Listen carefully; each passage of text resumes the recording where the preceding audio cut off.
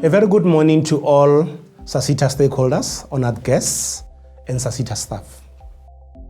This is our very first virtual roadshow for Sasita, and I hope you will enjoy it from the comfort of your home or office.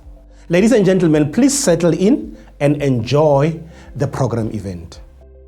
Before we proceed, ladies and gentlemen, we would like to address some basic rules of engagement just to ensure the smooth running of our virtual proceedings for the benefit and enjoyment of all the participants. Please note that during the proceedings, all attendees' audio links will be muted to allow presenters to be heard clearly without any extraneous interference. The Sasita presentation that you are about to see will be available for viewing on the Sasita website under Downloads. All delegates are therefore welcome to send in their written questions via the chat box found at the bottom of your Zoom screen. Please state your name and surname and affiliation to Sasita before you type your question. We will endeavor, ladies and gentlemen, to answer as many questions as possible during the virtual Q&A after every presentation. We will also upload all answers to the Sasita website after the session. The entire roadshow video session will be uploaded to the Sasita website for further review and for delegates that were not able to attend to do so. Please note the link in the Zoom chat box below to download the program of the day. Ladies and gentlemen, I now introduce to you Sasita's Executive for Research, Skills Planning, Reporting, Monitoring and Evaluation, Mr. Vukani Memela, who as acting CEO led Sasita through the past 3 years. Thank you, Program Director, honored guests, valued stakeholders from across South Africa. I welcome you all to the 2021 Sasita Annual Roadshow. This is the first event of this kind that we are staging online, and it is exciting to do so. Here I am with all my esteemed colleagues, talking directly to you in your home, your offices, wherever you are. And you did not have to travel a single kilometer to attend the event in person. This is the communication in the new norm we find ourselves in today. Some of the presentation you will see here today will not be unfamiliar to you. The information we'll impart is, however, of crucial importance to the way in which we as Sasita conduct ourselves with you and our valued stakeholders. We have tried to make presentations simple, informative, so that we do not bore you with unnecessary stuff that will confuse you and waste your time. Most of you know that we have automated mandatory grant submission, which makes the process quick, easy, and transparent for everyone. You will see more of this later. A series of in-depth online DG demonstration will be held in the next couple of months. Please keep an eye on our website to register. Please do not miss out on these demos. Without further ado, I now declare the roadshow open. Thank you very much, Mr. Memela. It is now my pleasure, ladies and gentlemen, to introduce to you our new Chief Executive Officer, Mr. Thamsanqa Mdontswa.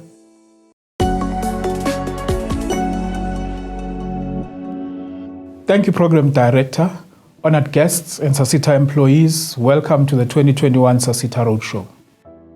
Having taken over as CEO on the 1st of December 2020, I'm very excited about this, my very first Sasita Roadshow. I'm looking forward to learning about the ways in which we, Sasita, and you, our valued stakeholders, conduct business with each other.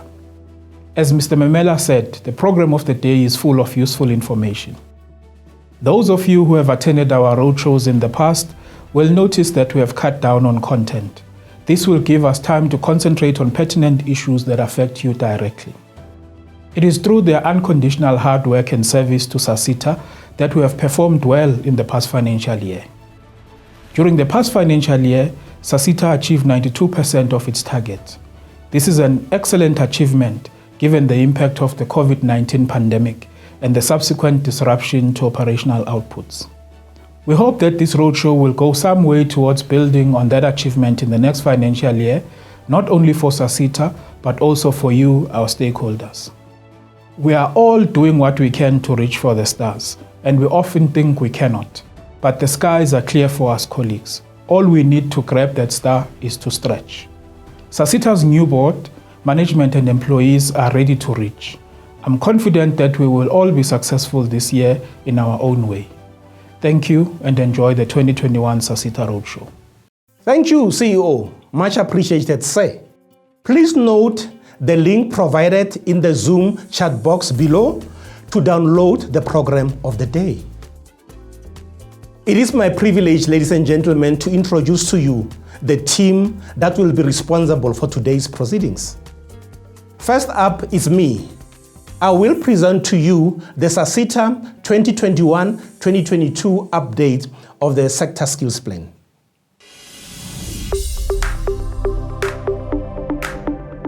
Okay, ladies and gentlemen, let's then get started with our Sector Skills Plan, the 2021-2022 update. The presentation format will be as follows. We are going to start off with the introduction of the SSP. Then we are going to deal with the synopsis of the 2021-2022 update of the SSP. Then we are going to wrap up. Sasita is enjoined by Section 10(1)(a) of the Skills Development Act to develop the Sector Skills Plan, that is the SSP. The purpose of the SSP is to guide the strategic direction of the SETA. Then in terms of the structure of the SSP, this is prescribed in terms of the revised SSP framework published by the Department of Higher Education and Training back in 2019. Then in terms of the scope of coverage, that is basically what subsectors does our sector cover. We have the policing subsector, corrections, defense, justice, intelligence activities, legal services, and finally we have the private security and investigative activities. So in terms of constituencies, under policing, we have employers such as the SAPS and IPID. If you go to corrections, the main employer there is the Department of Correctional Services.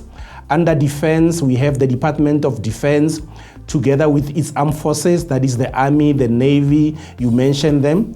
Under justice, the two primary employers there is the Department of Justice and Constitutional Development, as well as the National Prosecuting Authority. Whereas under intelligence activities, we have the SSA. Then under legal services, we have your law firms, sheriffs, as well as the legal aid services of South Africa.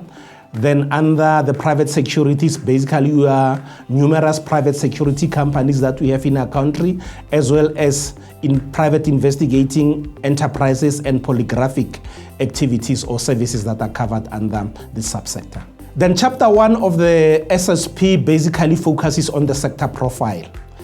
And there are a number of pointers that we are going to focus on, or that the SSP focuses on. And this includes, among others, the economic contribution of various subsectors, total employment, distribution of employment, provincial or occupational groups, population groups, gender, as well as age and disability status, etc. Now, in terms of the number of active employers in the subsector, these two tables actually summarizes the number of levy-paying organizations that we have in our sector. In the main, we've got about 4,987 levy-paying organizations in the sector. But the main levy payers are found in the legal services, as well as the private security subsector, which is basically the private sector component of our sector. Then the table below actually is a trend analysis of the number of active organizations that we have in our sector, starting from the financial year 2014-2015 right up to the previous financial year, which is 2020-2021. So what we picked up from this table below is that the number of organizations fluctuates, but the fluctuations are not that pronounced. Then what is the total employment in terms of percentage, as well as the number or the actual number of employees that we have in our sector? Percentage-wise, the majority of employment is generated in the private security subsector. Hence, we have about 47% of employment created in the private security space, whereas the minority or the least number of job creation percentage-wise is in the justice subsector. Then in terms of the raw figures or the hard numbers, if you have to talk about numbers, majority of employees are found in the private security subsector. Over 400,000 employees are employed by this subsector. So our primary employer in our sector is the private security subsector, followed by policing. Whereas the least number of employees are found in the justice subsector. Then in terms of this aggregation of employment by province, majority of employees in the sector are employed in Gauteng province, about 56%. Then this is followed by the Western Cape as well as Limpopo. So the third largest provinces with employment percentages is your Gauteng as well as the Western Cape and KZN. Whereas the least provinces that employs employees in the sector are in the remainder of the provinces: Northern Cape, Northwest, Limpopo, Mpumalanga, Free State, as well as the Eastern Cape. Racial composition: the majority of employees in the sector are Africans, and that's followed by Coloureds, and the least employees in terms of racial composition are Indians with only 2%. Then we are going to proceed to chapter 2 of the SSP, which speaks to skills planning issues in the safety and security sector, and what are the change drivers in the sector. We have a number of change drivers. The first one is the fourth industrial revolution, or shortly the 4IR, followed by population growth. Number 3 is unemployment and poverty. Then we have gender-based and domestic violence. We have the changing nature of crime. Those are the change drivers in our sector. And what are the key national strategies and plans that guides our activities as a SASSETA? Consideration was given to changes in national legislation, policies, as well as strategies during the process of updating the SSP. This approach was essential because skills development initiatives are embedded in legislation and public policy. Then chapter 3, which basically speaks to occupational shortages, hard to fill vacancies per occupation. This table actually outlines the 9 hard to fill vacancies based on our research. Our research indicates that the hard to fill vacancies per occupation are as follows: is attorneys, counseling psychologists, plumbers, artisans, human resource practitioners, labor relations practitioners, technicians, particularly alarm installation, facilitators, as well as security guards. So we've identified as a SASSETA the occupations, their specialization, the NQF levels, as well as the interventions that the SASSETA need to roll out in order to address the skills gaps. For an example, we have identified alarms, security or surveillance monitoring. For that one, there is a specialization that addresses alarm as well as surveillance monitoring. And the intervention that have been proposed is a learnership around alarm and security surveillance monitoring. Then for the occupation, forensic auditor or forensic investigator, we don't have a specialization, but we are proposing that a certificate in cybercrime investigation be rolled out in order to address that skills gap. Then thirdly, attorney, there is a specialization. The issue is that we don't have a shortage of attorneys in general, but there are specific areas that needs to be developed, and then the area that needs to be developed or the specialization that needs to be dealt with is around bookkeeping for our attorneys. So there is an intervention in terms of applying accounting skills for attorneys in order to make them competent in the field of bookkeeping, because that is what they say they need to address. Then the next occupation is social worker, but there is a specialization. The specialization is around forensic and healthcare or clinical social work. So for this occupation or for these specializations, there is a range of NQAF levels as well as specific interventions that we recommend that the SASSETA must implement. For an example, a certificate in forensic examination, a higher certificate in forensic examination, a diploma in criminal justice and forensic auditing, and etc. Then finally, we have a locksmith who is also called a key cutter.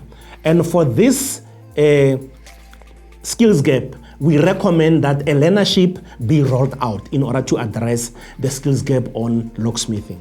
Still continuing with our chapter 3, we have also identified new and emerging occupations, and there are 6 of them, namely cybercrime specialist, crime analyst, private investigators, client experience experts, access control technicians, as well as psychologists.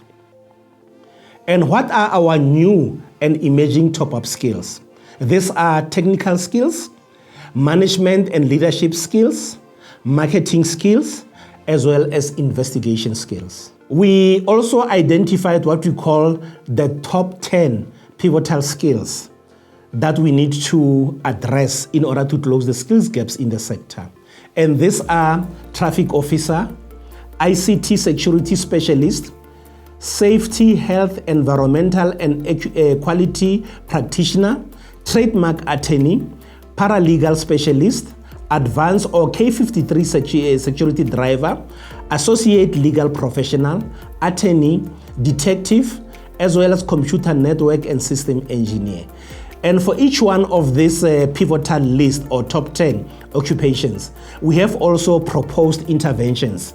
And these interventions ranges from learnerships, bursaries, as well as specific qualifications that need to be rolled out or that needs to be facilitated by the SASSETA in order to close the skills gaps identified and address the top 10 pivotal list.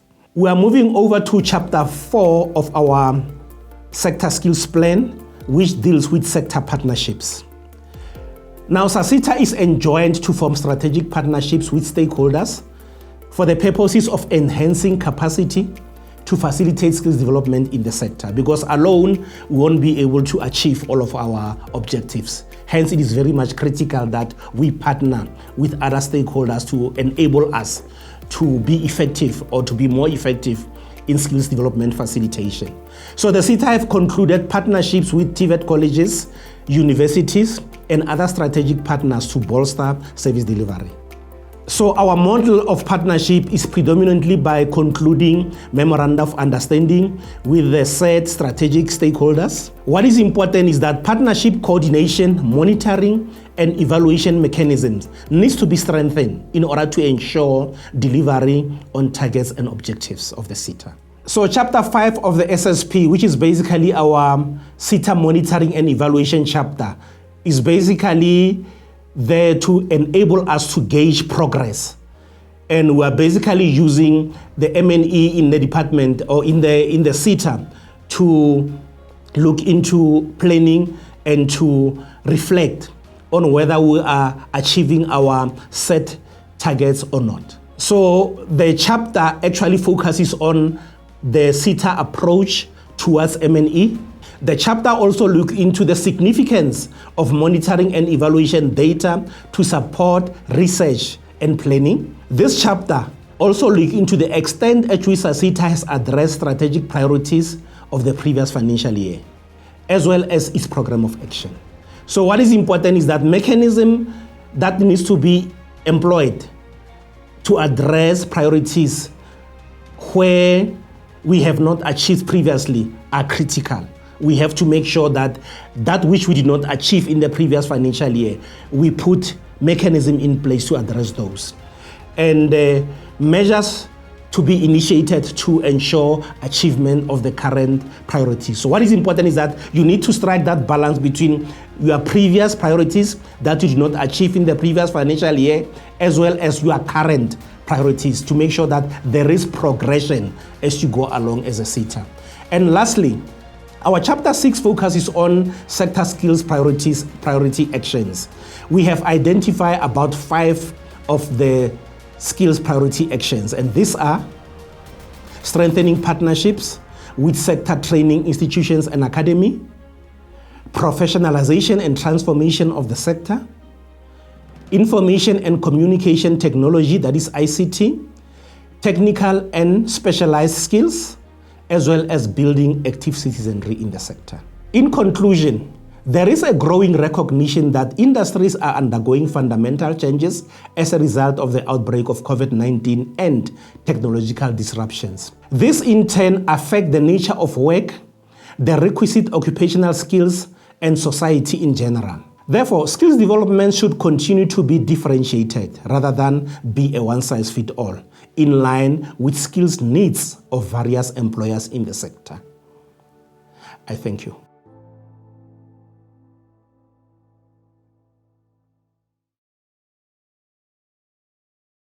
Okay, ladies and gentlemen, we are now going to focus on the question and answer for the SSP. And the first question that I have is that why is the SSP important for SASSETA? The SSP is very important for SASSETA because it captures the essence. It captures what one can call the heartbeat of the safety and security sector. It is important because it educates us, it informs us about what is happening in the sector in terms of demographics, in terms of the profile of the sector itself, in terms of what are the actual skills gaps in the sector. So it becomes a very important planning instrument for the SASSETA. Some people go as far as calling the SSP the Bible of the SASSETA. Why the Bible of the SASSETA? Because it guides the planning of the SASSETA. It guides which training interventions should the SASSETA implement, because SSP is a research document. It is informed by empirical evidence. That is why it is so important. It is also important because it is a legislative imperative for the SASSETA to prepare their sector skills plans. Then the second question is, what is the basic difference between, or what is the difference between the SSP, Sector Skills Plan, and the WSP, Workplace Skills Plan? Starting with the WSP. The WSP is a micro plan.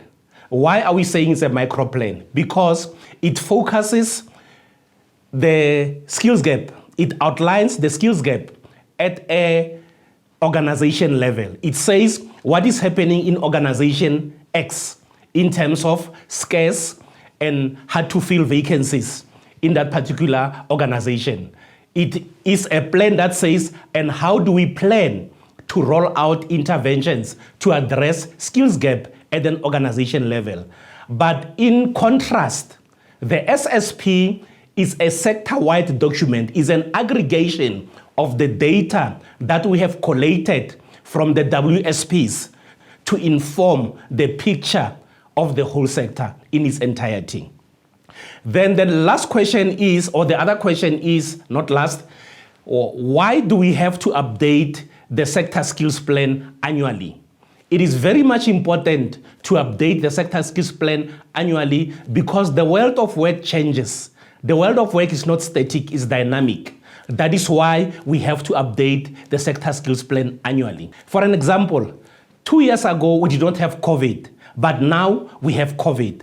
And then it means there is a remarkable change in the world of work. There are different demands on employees and employers, and those needs to be reflected in the SSP. What is also very important is that the SSP must be updated annually because SSP, like I indicated previously, is a research document. The SETA is expected by the Department of Higher Education and Training to prepare or to present research reports annually. Those research reports that tells us about demand and supply in our sector must find expression in the SSP.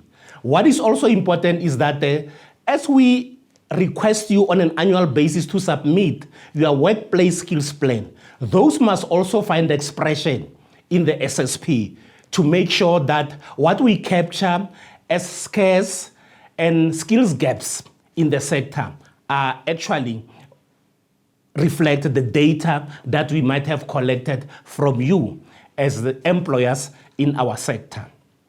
So that's basically the questions that I have on the SSP. We are now, ladies and gentlemen, going to move over to the next question and answer session.